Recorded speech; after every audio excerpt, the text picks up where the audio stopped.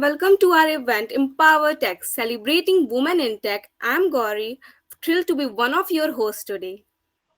And I'm Kritika, delighted to be joining Gauri as we embark on an evening of insightful discussions and inspiration.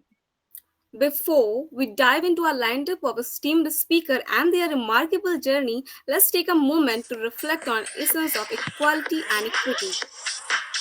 Absolutely, Gauri. In a world driven by innovation and advancement, we must recognize the importance of providing equal opportunities for everyone, regardless of gender. That's right. Equality ensures that everyone has access to the same resources, opportunities, treatment, regardless of their background and identity. However, equity goes one step further by acknowledging and addressing the certain barriers some group may face. To achieve equity for women in tech, we must break down barriers through mentorship programs, inclusive company cultures, and challenging biases. Today, let's celebrate women's achievements while actively working towards equality. Next slide, please.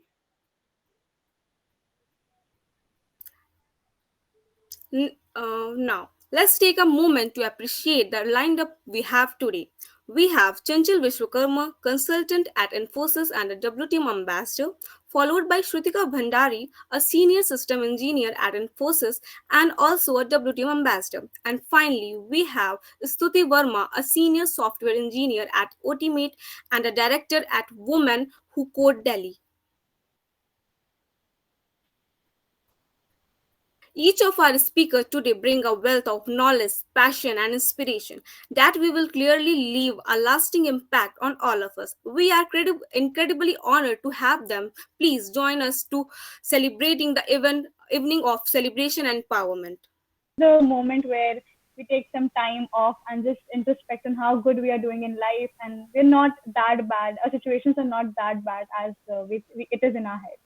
This is my understanding of an Exactly on the point, Kritika. So basically, we are uh, celebrating ourselves today. So, guys, I hope you are ready to celebrate yourself. So, I want you to be active more. So, the more active you are, you know what you are. So, I want you to tell about you. Only you can know about you. So, only you can tell about you guys. So, I want you to be active. So, don't worry. We'll follow the Vegas rule here. Anybody knows what Vegas rule is? I'll start with what is Am Remarkable. So, first of all, Am Remarkable was initially a global movement started by Google for women. Initially, they thought women needed a space to speak about themselves, openly talk about themselves, open themselves up. But then we thought that it is not just for women, but everybody needs that remarkable movement, right? Everybody needs to be empowered. Everybody needs to have that underrepresented skills to be coming out. So all those things we understood about it, and now we started it. I mean, now I'm remarkable is for everyone. So I'm remarkable is a global movement that empowers everyone, including underrepresented groups. Like we have so many underrepresented groups now, so including them to celebrate their achievements in the workplace and beyond, while challenging the social perception around self promotion.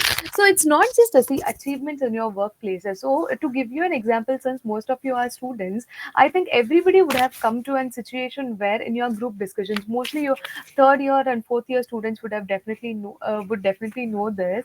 That is when you are in your uh, college interview where you have your group discussions, or the first question when you are in your interview, the first question you get from your HR is like, tell me about yourself. That is when the question comes, like you have to tell about yourself and how are you different from other candidates among yourself. Like each one of you have studied in the same college, same classrooms, so same textbook. So but how are you different? How are you I mean, how are you taking yourself or looking yourself at that position? So you have to know about it first, and then only you can represent yourself.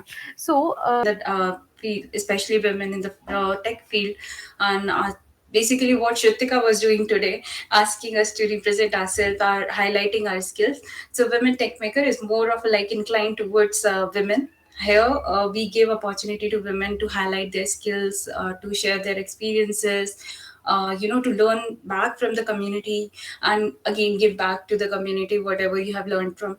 So the basic idea behind Women Tech Makers is simple as that, like you have to this is a community where we are doing things where women in tech can thrive, and we can get equal opportunity in the technology field. And most of the women are not encouraged in the early career or early study to learn something or go into tech. So this is what an initiative to basically give opportunity to women to learn, to and progress in the field of tech. So this is the motive all about women tech makers. And yeah, that's what I have to say about women tech makers program. Backend. Um, I explored a little bit of front end as well because some things, come as packed up, when you have to fix bugs and everything. So yeah, but then I switched to machine learning and then Python. I picked up Python and Django, and I think most of my career I've been able to, just been working with Django. I have around 7+ years of experience, and most of it is with Python and Django. So now I think I'm full-fledged into it. And on back end, I got to learn so many things that, about servers, how to deploy a server, running production servers, um, Elasticsearch, scaling, Beanstalk, ECS, and there's so many things that happens on backend. It's just that it's not visible, so nobody cares about it. It's only the developers who just get it done. And most of the time, I think as college students, we also don't know what's going on because it's not there, it's not visible. You have an API, it works. It's just that you don't know how many servers are there, what exactly fields are there, how database transactions are happening, what kind of queries running through. So I guess there's a lot to learn there. I guess it's very interesting to explore.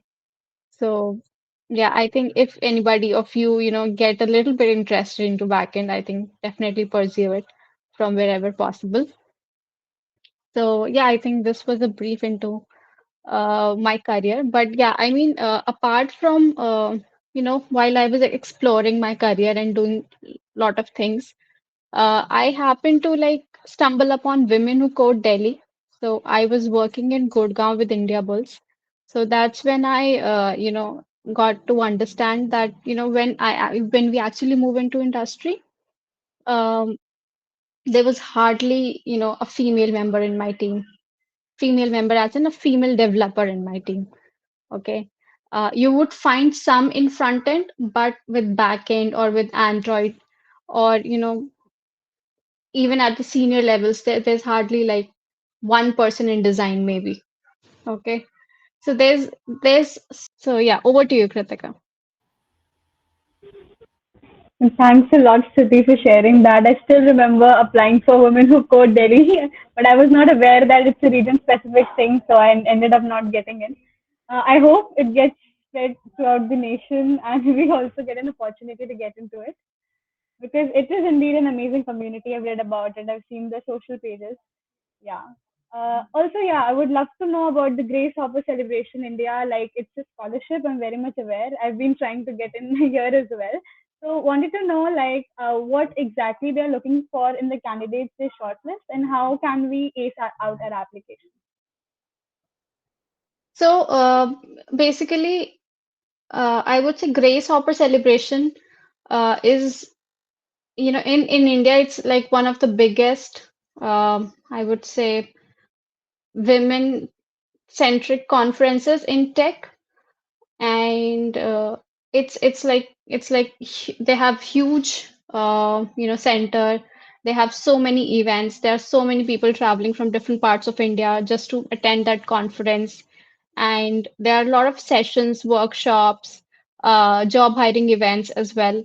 So I think it's a great place to be. I think it's been for quite some time, it's been very popular.